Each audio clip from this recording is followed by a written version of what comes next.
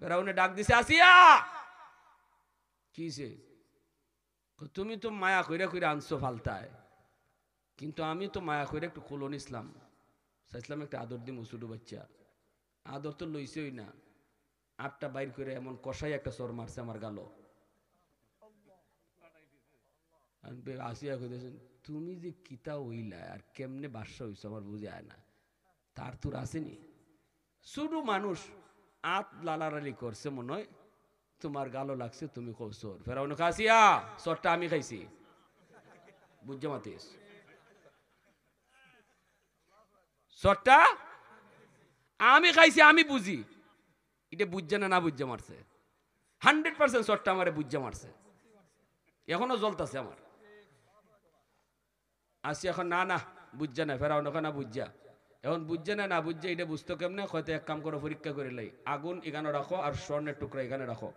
আগুন আর স্বর্ণ দেখতে একরকম, আগুনের আংরা আর স্বর্ণের টুকরা। এখন সারাও দেখে আঙ্কুট গালে দিয়ে কোনানো যায়, গিয়া যদি আগুনও ধরে বোঝা গেল বুঝে না, চরটাও না বুঝতে মারছে। আর যদি সোনার টুকরা আদ দে, তাইলে বোঝা গেল পুরা দুনিয়া দেরি বুঝে, আর চরটাও আমার একবারে বুঝতে মারছে। মুসা আলাইহিস সালাম আঙ্কুট গালা দিয়ে ছেড়ে দিছে। নবী পয়গাম্বরগণ এরা ছোট মানুষ হইলো, আল্লাহ বড় মানুষের বুঝ দিয়া রাখে। মুসা নবী কিন্তু বুঝতে লইছেন কোনটা সোনা কোনটা আগুন, তাই দুইটা কাছাকাছি, ওই সোনার মুখা ওই যাইতেছেন স্বর্ণের মুখা। এমনি ফেরাউনে আসিয়া কই যায়, ওই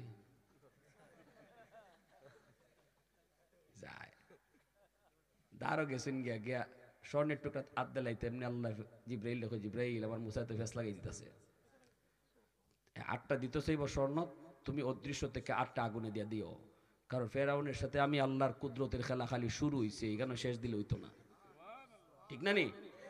খালি শুরু হইছে, হেরে শস্য ফুল দেখানি লাগবো না নি। আমি আল্লাহ মুসারে রাখতাম, হে মারতো, তে আমি খালি রাখতাম না, হের গড় বড় করাইমু, হে লালন পালন, হে তেল মার তেল যা আছে তেল পানি সব হে দিতেইব। এখন দেখা যায় হাতটা আগুনের মাঝে দিয়ে দিছেন, আর এমন ভাবে আল্লাহ করাইছেন, একবারে বুঝুন না যে, একবারে বুঝুন না, একবারে বাচ্চা, বাচ্চার খাসলো তো আল্লাহ দেখাই দিছেন। বাচ্চারা দেখবা যে বাবা কোনো কিছু আতল লইয়ে মুখ দেলায়, এটা খাওয়ানের না অখাদ্য, এটা তো বুঝে না। বাচ্চারা আত কুস্তা আতল লইলে মুখ দেলায় নানি, তো মুসানব আগুনের আংরা আত দিছুন না, খালি সাথে তো মুখো আল্লাহ বা কুদরতি মুস্কি আসে। আল্লাহকে ফেরাউন তুই কার লগে খেলা আইসো, বুঝো না তো, টের পাইছো না। এখন বিবে আসিয়া দৌড়ে গেছেন, দৌড়ে গিয়া মুখ থেকে আংরাটা হরাইছুন, হরাই এখন কইসলাম নি বুঝে না, অন হইছে নি, মুখ ফুরছে নি, অন মুখটা ফুরছে নি। ফেরাউন বুঝলাম না, সরে তো কয় বুঝে, আর ইবাই যে কামটা করতে, কিন্তু ইডে কিতা হইল বুঝলাম না তো। খেলাটা কোনানো আল্লাহর তো, কারা তো? মুসা নবী আমার আপনার নবীরে জিগাইতেছেন, আপনি এটা কোন হিসাবে কইলা যে আপনার উম্মতের আলিম আমরা নবীর সমান? এটা তো আমার বুঝে পড়লো না। নবীজি কইতেছেন, আপনার যদি বুঝে না পড়ে, তে আমার দ্বারও একজন আমার আলিম আছে বোয়া আমার উম্মতের, তারা একটু জিগাই লাইন, টেস্ট করে লাইন, তে আপনার বুঝেই যাব। নবীজির ভাষে ইমাম গাজ্জালি রহমতুল্লাহ আলাইহি বোয়া। তো মুসা নবীকে জিগাইতেছেন, ও মিয়া নাম কিতা তোমার? গরম নবী তো এমনি তো একটু চেতা। ইমাম গাজ্জালি রহমতুল্লাহ আলাইহি কোন, আমার নাম অমুক, আমার বাপের নাম অমুক, আমার দাদার নাম অমুক, দাদার বাপের নাম অমুক, তার বাপের নাম অমুক, তার বাপের নাম, তার বাপের নাম, তার বাপের নাম, তার বাপের নাম, কইতে কইতে আদম আলাইহিস সালাম বলতে গেছেন গিয়া। মুসা নবী হ্যাং মেরে বইছে মাথায়, কিরে আমি জিগাইলাম তার নাম, বেশির থেকে বেশি বাপের নাম বা দাদার নাম, দাদার বাপের নাম জানে কেমনি, আবার হের বাপের নাম জানে কেমনি? আমি দিয়ে আমার দাদার নাম জানি না। দাদার নাম যদি জানিও, দাদার দাদার নাম তো কইতাম পারতাম না, ঠিক না? এখানে আসুন নাকি দাদার দাদার নাম জানুন, মনে হয় না একজনে হাত তুলতে পারবা। দাদার দাদার নাম ইডই আমরা জানি না, কিন্তু ইমাম গাজ্জালি রহমতুল্লাহ আলাইহি কার বাপ কেডা, কার বাপ কেডা কইতে কইতে আদম আলাইহিস সালাম পর্যন্ত গেছেন। আর মুসা আলাইহিস সালাম এইভাবে আগ করে চাইছে শুনতাছেন। এরপরে মুসা নবী কোন ই মানুষ না, আর কোনটা এই তোমারে আমি জিগাইলাম তোমার নাম, বেশির থেকে বেশি কইবাই তোমার বাপের নাম, অত লম্বা জবাব দি শুধু, এটা আবার রাগে। তখন ইমাম গাজ্জালী রহমতুল্লাহ লেখেন, আল্লাহরে আপনার জিগাইছিল ওমা তিলকা বিয়ামিনিকা ইয়া মুসা, তোমার হাত কিতা? আপনার আল্লাহ এই কথা জিগাইছিলনি? মুসা নবী কয় আমার তো আল্লাহ জিগাইছিল হাত কিতা। তা আপনি হাত আসিল লাঠি, আপনি কইবা কলাহি আসাই, এটা আমার লাঠি, জব শেষ। এর পর আপনি জবাব অত লম্বা করলা দু, কলাহি আসাই আতাওয়াক্কাউ আলাইহা ওয়া আহুশু বিহা লা গানামি ওয়া লিয়া ফিহা মাআরিবু উখরা, এটা আমার আতের লাঠি, লাঠি দিয়ে বর দিয়ে আটি, এটা দিয়ে ভাতা পারি, এটা দিয়ে ছাগল রাখালি করি। আল্লাহ আপনার অত কুস্তা জিগাইছে?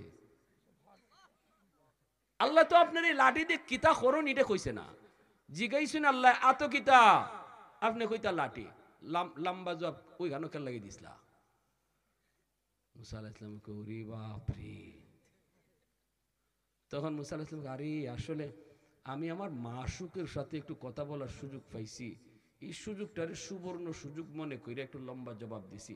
আসলে মাশুকের সাথে কথা কম কথা মন ভরে না, তো তাই একটু সুযোগ মনে করে লম্বা জবাব দিছি। ইমাম গাজ্জালী রহমতুল্লাহ আলাইহি জীবন ভর শুধু কোরআন তেলাওয়াত করছি আর মুসা নবীর নাম পাইছি, জীবনে কোনোদিন দেখি নাই। আজকে মুসা নবীর সাথে দেখা না, খালি কথা হইতেছে, কম কথায় আমার মন ভরছে না, এজন্য লম্বা জবাব দিছি। আল্লাহর নবী কয় কি গো আল্লাহর পয়গম্বর বুঝ হইছেনি? মুসা নবীকে আমার বুঝ হয়ে গেছি। সুবহানাল্লাহ জোরে কোন। এই উম্মতের দাম আসেনি না নাই? আরো জোরে।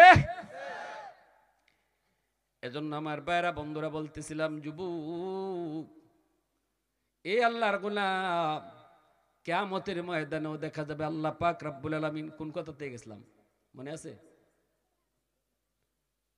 মনে নাই কি? এটা অসুবিধা নেই। কিয়ামতের মাঠে আদম আলাইহিস সালাম কইবা মুহাম্মদ ইয়া আহমদ। আল্লাহ নবী হাসরের মাঠে দেখবা আদম আলাইহিস সালামের মাথা তাল গাছের মতো উঁচা। আদম আলাইহিস সালাম পুরা হাসরের মাঠটা দেখবা, দেখতেছেন একজন রে ফেরেশতারা টাইন্না লই যেতেছে জাহান্নামে। এমনি আদম আলাইহিস সালাম আমার আপনার নবীরে ডাক দিবা, ইয়া আহমদ ইয়া মুহাম্মদ। বলা মাত্রই নবীজি দৌড় দিয়া আদম পয়গম্বরের কাছে আইসা বলবেন, বাবা আপনি কেন ডাকছেন? আদম নবী বলবে, মুহাম্মদ একজন মানুষের দুজকের ফেরেশতারা টাইন্না জাহান্নামে নিয়ে যাইতেছে, একটু যায় বাঁচাও। তার আলামত দেখে আমি বুঝতেছি সে তোমার উম্মত। কেমনে বুঝলেন? কয় তার অজুর অঙ্গগুলা আমি দেখছি চমকাইতেছে। আল্লাহু আকবার জোরে কও। গুররাম মুহাজ্জিলিনা মিন আথারিল উযু, আমি দেখেছি তার অজুর অঙ্গগুলা চমকাইতেছে, একটু যাও তারে যায় বাঁচাও। হাসরের ময়দানে আমার আপনার নবী তিনি দৌড় শুরু করবেন, দৌড়তেছেন দৌড়তেছেন। হাদিস শরীফের ভিতরে এসেছে গামছা আমরা কোমরে যেভাবে বাঁধি দৌড় দেওয়ার আগে, 16ই ডিসেম্বরে দৌড় প্রতিযোগিতার আগে দেখবেন গামছা বাঁধে সবাই প্রস্তুতি নেয়। নবীজিও কোমরের মধ্যে গামছা বাঁধতে দৌড় দিবেন, ফেরেশতাদেরকে পিছন দিয়ে ডাকবেন, ফেরেশতারা শোনো, ও ফেরেশতারা শোনো শোনো, একটু থামো থামো। ফেরেশতারা পিছন দিকে তাকাবে না, সামনের দিকেই শুধু যাইতেছে। নবীজি দৌড়তেছেন কিন্তু ফেরেশতারা পিছনে তাকায় না। আল্লাহ নবী হুচট খেয়ে তিনি পড়ে যাবেন। আল্লাহর কাছে হাত তুলে বলবো, মালিক তুমি না বলেছিলে কিয়ামতের ময়দানে তুমি আমারে নারাজ করতে না, ওয়ালা সাউফা ইউতিকা রাব্বুকা ফাতারদা, তুমি তো বলেছিলে বন্ধু দুনিয়াতে কষ্ট পাইছো, দুনিয়াতে তায়েফের জমিনে তোমার রক্ত ঝরেছে, দুনিয়াতে উহুদের ময়দানে তোমার রক্ত ঝরেছে, দুনিয়াতে আমি আল্লাহ জন্মের আগেই তোমার বাবা নিয়ে গেছি, দুনিয়াতে আমি আল্লাহ তোমার সন্তান সব নিয়ে গেছি, ছেলে সন্তান, একজন ছেলে সন্তানও দুনিয়াতে রাখলাম না। পর শুধু তুমি দুনিয়ায় কষ্ট পাইছো। এ দোস্ত আমি আল্লাহ কথা দিলাম পরকালে তোমাকে আমি যা চাইবা তা দিয়েই খুশি করব। মালিক তুমি তো ওয়াদা করেছো, কিন্তু কই তোমার ফেরেশতারা আমার ডাক শুনে না। আল্লাহু আকবার। কই তোমার ফেরেশতারা তো আমার ডাক শুনে না। যেই মাত্র আল্লাহর দরবারে নালিশ দিবেন, এমনি আল্লাহ পাক রব্বুল আলামিন তখন ডাক দিয়া বলবে, এই ফেরেশতারা, এই ফেরেশতারা থাম, এই ফেরেশতারা থাম, পিছনে আমার বন্ধু দৌড়ায়, একটু পিছনের দিকে তাকা, আমার বন্ধু পিছনে দৌড়ায়। ফেরেশতারা থেমে যাবেন। এইবার নবীজি ফেরেশতাদের কাছে আইসা বলবে, কি হয়েছে আমার উম্মতের? নেকির পাল্লা হালকা, গুনার পাল্লা ভারী। আল্লাহ নবী বলবেন, আমার সামনে তোমরা একটু ওজন দাও দেখি। যেই মাত্র নবীজির সামনে আবার নেকি আর বদি ওজন দিবে, তখনই আল্লাহর নবী কালেমার কাগজটা তিনি নেকির পাল্লার মাঝে উঠায় দিবেন। আল্লাহু আকবার। সাথে সাথে নেকির পাল্লাটা ভারী হয়ে যাবে। আল্লাহু আকবার। জোরে কও, আরো জোরে কও আল্লাহু আকবার, আরো জোরে কও আল্লাহু আকবার। এজন্যই আল্লাহ পাক রব্বুল আলামিন কয়, ও দুনিয়ার মানুষ, লাকাদ মান্নাল্লাহু আলাল মুমিনিন ইয বাসা ফীহিম রাসূলাম মিনহুম, আমি আল্লাহ তোমাদের মাঝে আমার রাসূলকে পাঠাইছি। এটাই হলো তোমাদেরকে আমি যত নিয়ামত দিয়েছি, সকল নিয়ামতের মধ্যে শ্রেষ্ঠ নিয়ামত রাসূল তোমরা তোমাদের মাঝে পাইছো। এটাই হলো সবচেয়ে বড় নিয়ামত। সুস্থ একটা দেহ পাওয়া বড় নিয়ামত না, সুস্থ দুইটা চোখ পাওয়া বড় নিয়ামত না, সুস্থ দুইটা হাত পাওয়া বড় নিয়ামত না। সবচেয়ে বড় নিয়ামত, সবচেয়ে বড় নিয়ামত হলো আমার বন্ধুরে তোমাদের মাঝে পাঠাইছি। আওয়াজ দেখুন, সুবহানাল্লাহ। ঘর কেমনে চালাইবা, বউয়ের সাথে কেমনে সংসার করবা, বাপ বেটা কিভাবে চলবা, সমাজে তুমি কেমনে চলবা, ব্যবসা তুমি কেমনে করবা, মেম্বারি তুমি কেমনে করবা, রাষ্ট্র তুমি কেমনে চালাইবা, সব কিছু আমার বন্ধুর মাঝে তোমার নমুনা রেখে দিয়েছি। স্বামী স্ত্রীর ভিতরে কেমন সম্পর্ক আমি আল্লাহ আমার বন্ধুর জীবনে রেখে দিয়েছি। আমার নবীর সাথে পবিত্র বিবিদের মহব্বত ছিল অপরিসীম, কিন্তু তাই বলে মাঝে মাঝে যে একটু ঝগড়া বিবাদ হইতো না তা না, মাঝে মাঝে একটু টুকটাক ঝগড়া হইবই। আল্লাহর নবী শিখিয়ে গেছেন, প্রেম ভালোবাসা বিয়ার আগে নয়, প্রেম ভালোবাসা হবে বিয়ার পরে। আম্মাদান আয়েশা সিদ্দিকা রাদিয়াল্লাহু তাআলা আনহা বলেন, আমি যদি গ্লাসে পানি খাইছি, নবী বলছেন, আয়েশা পুরা পানিটা খাইও না, অর্ধেক পানি আমারে দিও। আর আমরা হইলে কই, এই পানিটা ফালাই দাও, ফালাই দাও, ঠিক না নি? বউ যদি কিছু গ্লাসে পানি খায়, পানি বাকিটা দেখে, এটা ফালাই দাও। আর রসুল কইতেছে, আয়েশা পুরা পানি খাইও না, অর্ধেকটা আমারে দিও। আর আম্মাজান কইতেছেন, আমি অর্ধেকটা দিছি, দেওয়ার পরে আমি দেখছি রসুল মুস্কি আসুন, মুস্কি আসি দিয়া গ্লাসের যেখানেও আমি টুট লাগাইয়া পানি খাইছি, রসুল ওই জায়গাটাও ঠার রাখছুন। আমার টুটটা যেখানেও লাগছে, রসুল ইগানো টুট লাগাইয়া পানি পান করছে। মহব্বত শিখো, ভালোবাসা কখন? স্ত্রীর সাথে, ঠিক কিনা জোরে কও, বিবির সাথে। এর মাঝেও যে মাঝে মাঝে একটু বাজাবাজি হইতো না তা না, আমার আপনারও সংসার জীবনে একটু বাজাবাজি হইতে পারে। জামাইপুর মাঝে 40 বছর 50 বছরের সংসার করতেছেন, দুই একদিন বাজাবাজি হইতে পারেন না, ফাতিল দুইটা একান্ন থাকলেও একটু লাগে, ঠিক না নি? হ্যাঁ, তে লাগলে পরে কি তা করতে হয়? বাংলা গাইল আনাইলে আলের ভাজুইন, হ্যাঁ, আনাইলে মেজাজ যদি একটু বেশি গরম ওই জায়গা একবারে তালাক দিতে এতে গোষ্ঠী শুদ্ধা। একটা দুইটাতে শেষ না তো, তরে তোর মারে তোর নানি রে, এরপরে 14 গোষ্ঠীত উস নাই, বেউস হয়ে যাই আমরা, বেউস। অথচ ঘটনা কোনতই না। আবার কিছু কিছু ব্যক্তিও আছে 10 লাখ টাকা মুহর, তাই না হেডেম বেশি। বাপের ঘরে হইলে তুই তালাকটা দে, তোর বাপের ঘরে হইলে দে।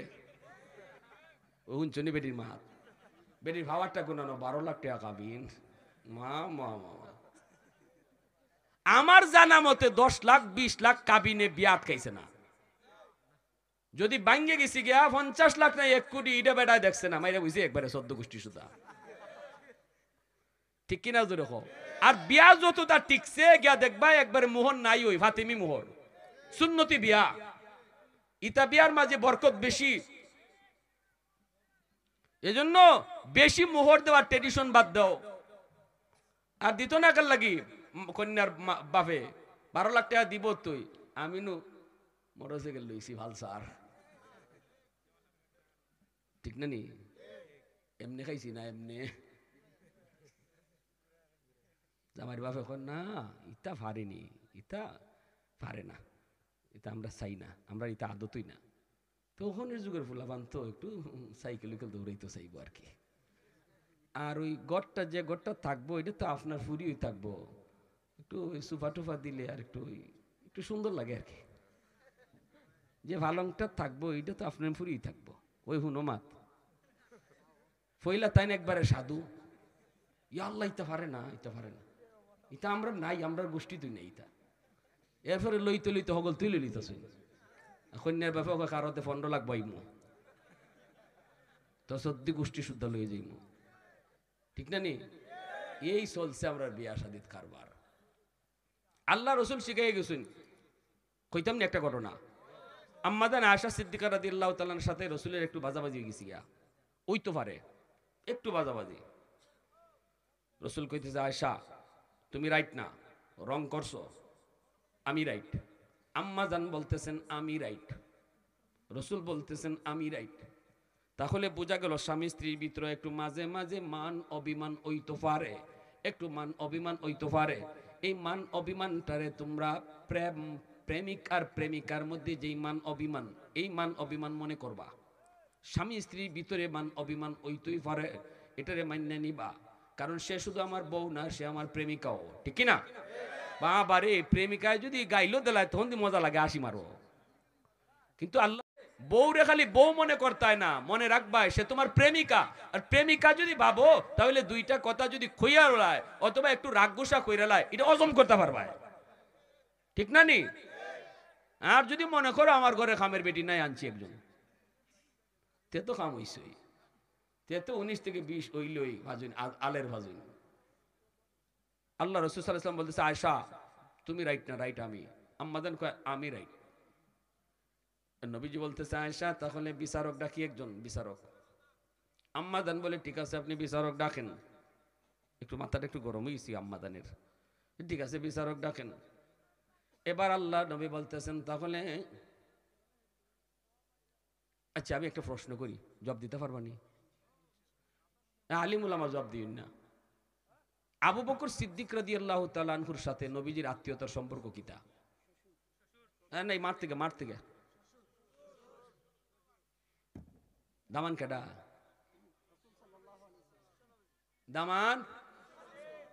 দামান হইলা নবীজি, আর আবু বকর শ্বশুর। আর হযরত উমরের সাথে নবীর সম্পর্ক কিতা? মাই গো, হলিউডের নায়ক নায়িকা জিগাও না দেখো, 5 জনে কইলিব খারাই যাব দেখবা এই সময় কয়জন যে খার হয়। হযরত উমরও তো শ্বশুর, নবী জামান।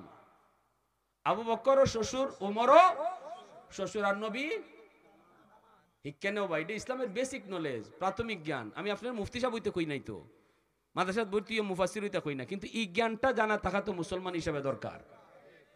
এটা তো যদি একজন অমুসলিমে জিগাইতে তো শরম ফাইলি ভাই। পরের যে দুইজন উসমান আর আলী, এই দুইজন নবীর কিতা লাগুন সম্পর্কে ভালো করে বুঝছো। পরের দুইজন নবীর দামান, আর উফরের দুইজন নবীর শ্বশুর। মনে থাকবো, আবু বকর সিদ্দিক রাদিয়াল্লাহু তাআলা নবীজির শ্বশুর। শ্বশুর যদি হয় তাহলে আবু বকর তার মেয়ে দি সুন্নানি নবীর কাছে। মেয়ের নাম কিতা? আম্মাজান আয়েশা সিদ্দিকা রাদিয়াল্লাহু তাআলা। এই আম্মাজানের সাথে রসুল একটু বাজাবাজি হয়েছে, তো রসুল কইতেছেন আয়েশা বিচারক একজন ডাকি। আম্মাজান কোন ডাকুই না আপনি, যারে মন চায়। রসুল এখন যারে মন চায় না, তোমার আব্বারে নই। আচ্ছা বউ যদি শুনে যে বিচার করবার লাগে আব্বা আইতাছেন, তে দুনিয়া এই বোধ থেকে খুশি আর কেউ আসেনি। তাই তো মনে মনে ভাববা যে তে তো আমার আব্বা আমার পক্ষে মাতবা, ঠিক না নি? আল্লাহ রসুলকে ঠিক আছে যাও তোমার আব্বারে আনবে। আবু বকর সিদ্দিক রাদিয়াল্লাহু তাআলা নবীজি খবর দিছেন, ভিতরে ঢুকছেন। ঢুকার লগে লগে রসুল এইটা এখানে একটা বুঝাই গেছেন, স্বামী স্ত্রীর ভিতরে যদি কখনো কোনো বিষয়ে গন্ডগোল হয়, আমারে নবীজির সম্মান দিছেন তো, নবীর আদর্শের কথা কিছু শোনাইতেছি যে দেখেন ঘরের বিষয়টা আমরা একটু জানা দরকার। স্বামী স্ত্রীর ভিতরে যদি একটু বাজাবাজি হয়, তখন ঘরের বাইরের কেউরে ডাকতায় না, মীমাংসার লাগি নিজের লোক কাউরে ডাকতায়। ফরমানুষ না, ফরমানুষ আইলে এটা কমাইতো না, এটা বাড়াই দিব। এটা ভালো করে বুঝছো, এটা আমার রসুলের শিক্ষা, ফর কেউ না। আল্লাহ রসুল কিন্তু শ্বশুরে, নবীজি তার শ্বশুরে আনতেছেন, মানে আম্মাজানের আব্বারে আনতেছেন, কিন্তু আমার রসুলের তো আবার সাহাবি, নবীজির বাল্য বন্ধু আবু বকর সিদ্দিক রাদিয়াল্লাহু ঘরে ঢুকছেন। ঢুকার পরে খুব মজার ঘটনা শুনলেন। আল্লাহ রসুল বলতেছে, আবু বকর তোমারে আনছি বিচার করার লাগে, তুমি বিচার করবাই কে রাইট আর কে রং। আয়েশার সাথে আমার একটু বাজাবাজি গেছে। আবু বকর সিদ্দিক রাদিয়াল্লাহু তাআলা তো এমনি টেনশনে পড়ে গেছেন, ইন্না লিল্লাহ, আমার জি নবীর সাথে বাজাই দিছে, তো একটু তো শরম, এমনি তো শরম লাগতেছে, আবার বিচার করতে আমি আইছি। তো চুপচাপ দাঁড়াই রইছেন, নবীর সামনে তো একদম ভদ্র, কোনো আওয়াজ করা যাবে না। আল্লাহ রাসূল, আবু বকর তুমি বিচার করবাই। আয়েশা তুমি আগে কইবাই না আমি আগে কইতাম? বিচারক যে বিচার করব তারে দুনো পক্ষে স্টেটমেন্ট দেওয়া দরকার আছে নি না নাই? দুনো পক্ষে তার কথা শোনাই তৈব, কে আগে শোনাইব কে পরে শোনাইব? আল্লাহ রসুল কে আয়েশা তুমি আগে কইবাই না আমি আগে কইতাম? এমনি আম্মা জান বলতেছেন আপনি আগে কোন, তবে যা কইবেন হাসা কইয়েন। লাগাই দিছেন ফেস। আগের কথাটা ভালোই ছিল, ওই গুসার ছুটে রাগটা এখনো রইছে। তো আপনি আগে কোন, কিন্তু যা কইবেন হাসা কইয়েন, এটা আইছে মুখ দিয়া ফসকিয়া। এই কথাটা নবীর শানে কি মানাইছে? মা পিছনে মানুষ মানে না, মাতুন না। আমার রসুলের শানে কি কথাটা যায়? মদিনার মক্কার বেদিন বেঈমান কাফির কুফাররাও তো নবীর আল আমিন কইছে, ঠিক না? সত্যবাদী কইছে, মিথ্যাবাদী বলার সাহস কারো নাই। যেই মাত্র এই কথা কইছেন নবীজি হজম করে লিছেন, কিন্তু বিচারকে হজম করতে পারছেন না। অথচ মেয়ে কইলি কি তুই আমার রসুল রে, যা কইবেন হাসা কইেন, এমনি মেয়েরে এমন জোরে চর মারছেন, চর খাইয়া আম্মা জান জাগাত ঘুরে ফিরে গেছেন গা। ডরাইয়া নবীজির পিছনে এসে আশ্রয় নিছেন। আল্লাহ রসুল এইভাবে হাত দিয়ে আটকে, আবু বকর থামো। সিদ্দিক আকবর আবার ইসলাম আর্তা, থামো, আটকাই দিছেন। আটকাই বলতেছেন তোমারে বিচার করতে আনছি, মারতে আনি নাই। সুবহানাল্লাহ জোরে বলেন। আমরা হইলে কইতাম, আমরা হইলে কিতা কইতাম, আরো ফিটা দেব, ঠিক না নি? ওখান তো আমার দ্বারা আও, কিতা কইলাম না, ওখান তো আমার দ্বারা আও। কিন্তু আল্লাহ রসুল, আবু বকর তোমারে বিচার করতে আনছি, মারতে আনছি না। মাল্লা কেন? বাইরও, তোমার বিচার লাগবে না, বাইরও। সিদ্দিক আকবর বাইরে গেছেন গিয়া। এরপরে আল্লাহ রসুল গুইরা দাঁড়াইছেন, আম্মাদান বুকে লইছেন, বুকে লিয়ে নবীজি আইসে দিছেন। আয়েশা কিতা বুঝো, আম্মাদান আয়েশা আইসে দিছেন, নবীজিও আইসে দিছেন। আর দুইজনে আসি শুনিয়া হযরত আবু বকর সিদ্দিক বাহির থেকে আইছেন। হায় হায়, এটা কোন জাতের বিচার, এখন তো দুইজনে আসা আসি শুরু করছে। এজন্য আমার রসুল সাল্লাল্লাহু আলাইহি ইসলামের আদর্শ একদম গড় থেকে লইয়া রাষ্ট্রীয় জীবন পর্যন্ত আসেনি না নাই? আরো জোরে। এজন্য আল্লাহ কইছে লাকাদ মান্নাল্লাহু আলাল মুমিনিন ইয বাসা ফীহিম রাসূলাম মিনহুম, আমি রাসূলকে তোমাদের মাঝে, তোমাদের মধ্য থেকে, তোমরা মানুষ, এই মানুষের মধ্য থেকে আমি রাসূলকে তোমাদের মাঝে পাঠাইছি। এটাই হলো আমার সবচেয়ে বড় নিয়ামত, সবচেয়ে বড় নিয়ামত। আমার হাত কিভাবে জান্নাতে যাইব, এটা যদি রাসূল না পাইতাম তাহলে আমরা জানলাম না। আমার চোখটা কিভাবে জান্নাতি হইব, রাসূল না পাইলে আমরা জানলাম না। অতএব চোখ আমার বড় নিয়ামত না, হাত বড় নিয়ামত না, সুস্থতাও বড় নিয়ামত না, সবচেয়ে বড় নিয়ামত হলো রাসূলকে আমরা আমাদের মাঝে পাইছি। এবং মানুষের মধ্য থেকে, আমাদের মধ্য থেকেই আল্লাহ রাসূলকে পাঠাইছেন, ফেরেশতা বানাইছেন না। ফেরেশতাদের ভিতর থেকে নবী পাঠাইছেন না, আল্লাহ কয় তোমাদের মধ্য থেকে। কারণ তোমাদের যত সমস্ত বৈশিষ্ট্য, তোমাদের জীবনে বিয়া শাদী থাকবো, তোমাদের জীবনে চাকরি বাকরি থাকবো, তোমাদের জীবনে চেয়ারম্যানি মেম্বারি থাকবো, তোমাদের জীবনে রাষ্ট্র পরিচালনা থাকবো, তোমাদের জীবনে যত যা কিছু থাকবো সব কিছু আমার রসুলের জীবনেও পাইবাই। কারণ ইনি তোমাদের মতোই মানুষ, ঠিক না? আল্লাহ আমাদের সবাইকে ব্যক্তি জীবন থেকে রাষ্ট্রীয় জীবন পর্যন্ত প্রতিটা ক্ষেত্রে আমার নবীর আদর্শকে ফলো করে চলার তৌফিক আল্লাহ দান করুন। সবাই বলেন আমিন। হযরত